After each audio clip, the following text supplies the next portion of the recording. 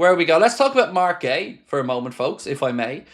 Football Insider have a very interesting take on this. So they say Liverpool are working in the background on a deal to sign Mark Gay. They say the expectation is that a fresh approach, will be forthcoming over the coming weeks.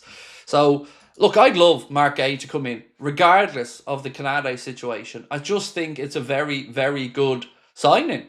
You know, I know that there's going to be a conversation around game time, but I genuinely, sincerely believe that there would be enough game time there for Virgil, for Ibu, for Mark Gay. I think there will be. Like, we didn't have an option last year to really rest Virgil van Dijk, but there's certainly a shout that you could rest Van Dijk in some cup games, maybe even some easier Champions League games or whatever, and play Mark Gay and Konate together. Or you could rest either or. I think those three as a rotation with Gomez's backup would be absolutely top notch, but again, we're going to have to wait and see how this one goes. What's this one here? Rodrigo's preference, this just in by the way, Rodrigo's preference, if he leaves Real Madrid, is, of course, it's the Reds. Doesn't really mean anything, but it's always nice to know that if a player does want to leave a club, that we're top of his list. But I can't say to you at this point if there's genuine interest from Liverpool or not. Truth is, folks, I don't know around Rodrigo, and I don't know if anybody does. So, Craig, what do you think of Inacio with a 50 million release clause? Do you think Liverpool could get him and Gay? I really don't expect us to get two centre-backs. And I know that's not what you want to hear, but I agree with you that two would be good. But I can't see the likes of Inacio coming in on top of a Mark Gay. You just wouldn't be able to guarantee anybody enough playing time. I think if you brought in a younger centre-back, perhaps. But for me, I'd be comfortable going into the season with just Mark Gay, Van Dijk, Konate and Gomez. But I do need to know the situation with Konate's future, because if Konate's future is somewhat in doubt or he doesn't sign a new deal, then I think you could make an even bigger argument to bring in another young centre-back, but start to give that centre-back minutes as quickly as possible. Keep Konate for a year, let him go for free, replace him with Gay on a free next year.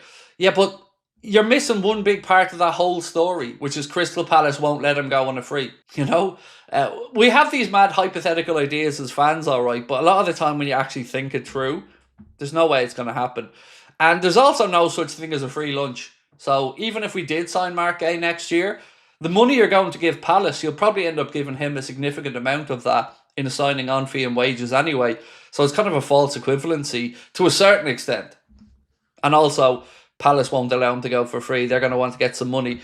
And we know that there are multiple clubs interested in him. It's also a World Cup year as well.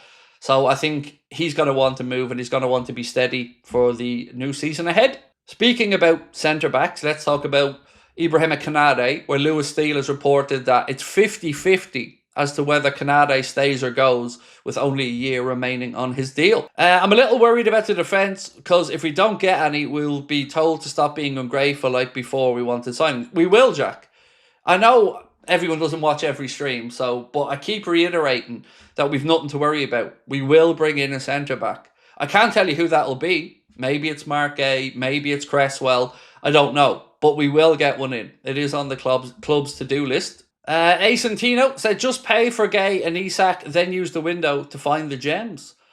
Well, I don't disagree, mate. And what you've said could well come to fruition. You know, Gay and Isak certainly seem possible. And I have to wonder why Mark Gay hasn't moved elsewhere yet. Or nobody's really made a play. I wonder, is there something agreed behind the scenes? Now, I don't know that for a fact. Just kind of thinking out loud. Say Castello Lacaba or Giovanni Leone. Are you asking me the question, or are you suggesting who we go for?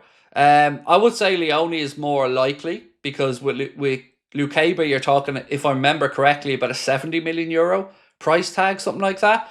And I don't see us spending that much money on a centre-back, especially when we know the likes of Mark Gay would be available for, at the very most, probably 40-45 million. So a bit controversial maybe, but I'm tired of Konate deciding whether to stay or not. At this point, I'd sell him and bring in Gay and Cresswell. Love your work. Thank you, Ashley. And I get it. I do get it, mate. I had a kind of similar situation a few years back where there was a player who was always kind of on the periphery of going and things were always getting close. And I do get it. And I agree with you. I'd love to know what the hell Konate wants to do as well. You know, he's talking about next season, but then again, that doesn't really tell us too much because he's contracted for another year anyway. But I feel we're getting to a point, Ashley, where we are going to have to get a definitive decision on Ibrahim Konate's future for everybody in this. But let's wait and see. I'm getting more hopeful that he signs, but that's not based off inside information. I wish it was. Should be focusing on a centre-back and not a striker, said Gaming Gaz. We are. Don't worry, Gaz. We've got a centre-back sorted out. But we do need a striker. Like, respectfully, we're about to lose Diaz, who's an attacker, who played striker a good chunk last season. We lost Diogo for obvious tragic reasons. And then we're going to sell Darwin because he wasn't cutting the mustard. So we still need to bring in another forward, but we will get a centre-back. Kim Min-jae from Munich. Absolutely no from me, mate. Every time I've watched him, he looks static and nowhere near good enough. Honestly, I would take a wide berth of signing him. Just does not look good enough anytime I've seen him, and certainly not in our team. But, you know, that's just my opinion. Do you think Konate signs a new deal? Interested to know where your heads are at on this one. Because if you asked me 2 weeks ago, I was leaning into no. But now, things have gotten a lot more quiet from the Madrid side. Have you noticed that? There isn't as much stuff coming out of Madrid mouthpieces about Konate as there perhaps once was. And I'm starting to get more confident that he stays. But again, I could be way off the mark here, which is why I'm asking for what you guys think. Ski Cairo said, I think our ambition is what's catching Ibu's eye. Yeah, I hope you're right. Because I can't make irrational reasons to why he'd leave or why he'd want to leave. We're a club that's definitely going in the right direction. What's with all the Adidas tops? Am I sponsored by them? Oh, I wish. Oh, Shannon, I wish. No, unfortunately, it's just, I won't say an addiction, because that's probably a bit too strong. Let me put it this way. I'm with my missus 25 years now. And when I start going out with her, she has me saved on her phone as Adidas boy. My whole life I've been an Adidas fanboy. Even when Liverpool were New Balance and Nike, look through, I'm mostly wearing Adidas stuff. And that's why I said I've never wanted recognition from anyone except Adidas. That would be incredible. Even to just get an email from Adidas to say, you know, we're part of the Liverpool family now. Thank you for repping or something, like, it'd be lovely because I fucking love Adidas. And yeah, that would be a dream for me, just to have any type of relationship or collaboration with Adidas. Even a few shirts to give away to you guys or something would be awesome because I love Adidas. Said Liverpool win the Prem and Champions League when you grow your hair. No, I'm not growing my hair, mate. And I would say I grow a beard, but embarrassingly I can't. Isn't that embarrassing? I'm 43 years of age and I can't grow a beard. I find that embarrassing, and I'm me. I can grow a goatee, but that's about it. You know the way you often jokes at me saying go to Turkey for the hair transplant? Well, maybe, but not on the head, on the face.